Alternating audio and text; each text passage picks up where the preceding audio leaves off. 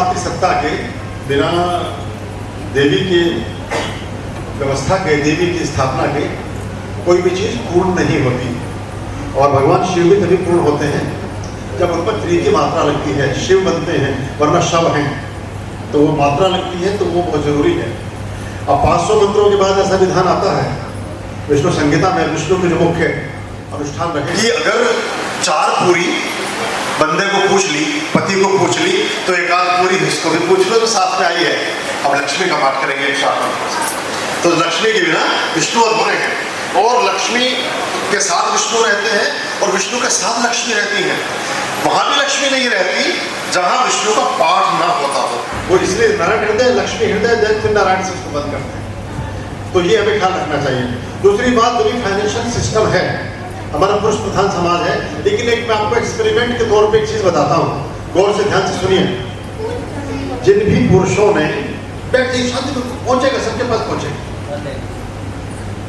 जिन भी पुरुषों ने अपने परिवारों में अपने धन की व्यवस्था अपने हाथ में रखी हुई है, वो 1 वर्ष के लिए उस व्यवस्था को अपनी स्त्रियों के हाथ में दे दें।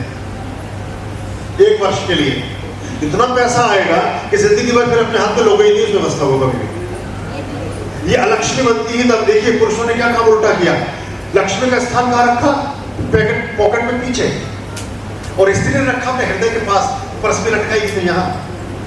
वो नहीं रखती। हाँ, वो लड़कियां कुछ जींस में पहन लेती है तो मुझे पता नहीं, बाकी तो वहां पर भी स्थान नहीं होता स्त्री उसका, लक्ष्मी का, जहां पीछे पॉकेट में रखते हैं। ये हमें ध्यान है।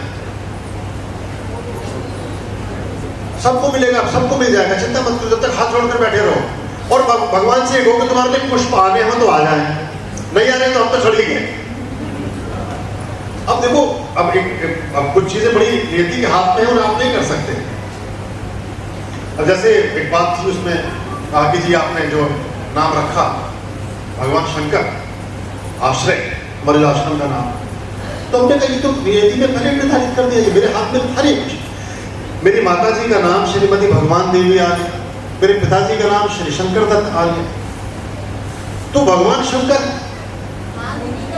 अच्छा पुष्पेंद्र, अब फूल नहीं चढ़ाएगा तो चढ़ाएगा क्या?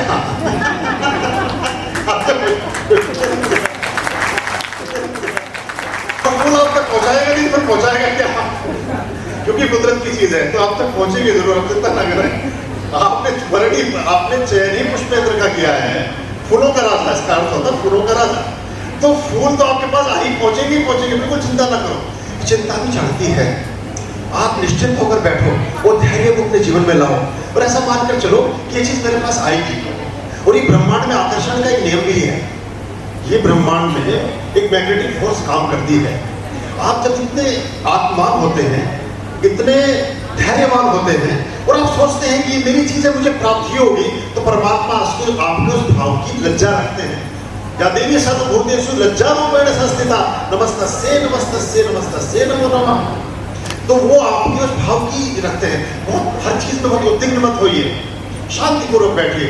धर्म के 10 लक्षणों में धृति धीरज का स्थान सबसे ऊपर है, धैर्य, पेशेंस का, ये भी सीखिए आप। सबके पास पुष्प पहुंचेंगे और सबसे बड़ी तो आप स्वयं हैं, आप ही चढ़ गए, पुष्प तो फिर भी नहीं मिलता है, आप खुद ही बैठ गए आकर के। हे परमात्मा नहीं, मुझे ही स्वीकार करो। और जिस दिन आपकी ये प्रार्थना हो जाएगी, ईश्वर मुझे स्वीकार कर लो, मुझे एक्सेप्ट करो, उससे बड़ी कोई प्रार्थना हो नहीं सकती, उससे बड़ी कोई एक्सेप्टेंस है नहीं। और अगर ईश्वर ने कहा है कि तथास्तु, ओके, फिर बचा क्या? आपने कहा कि ईश्वर मुझे स्वीकार करो और उन्होंने कहा कि ठीक है, बात हो गई खत्म, तो आप उनके बराबर में बैठे ना, खत्म ही होगी कहानी सारी। क्या इच्छा, क्या घोड़ा, क्या गाड़ी, क्या मकान, क्या दुकान, क्या सोना चांदी, ये तो वहाँ झाड़ू पोछे में पड़ी मिलेगी आप। ये तो इसके तो मतलब ही नहीं रह जाता। तो ये भी एक चीज है।